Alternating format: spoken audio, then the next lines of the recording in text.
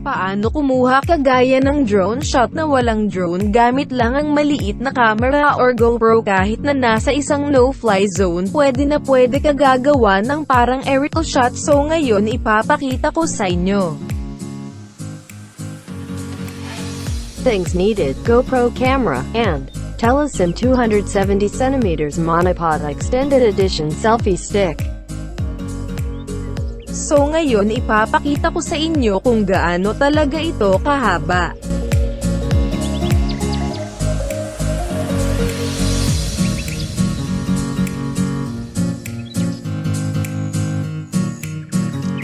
I-adjust muna natin yung cam.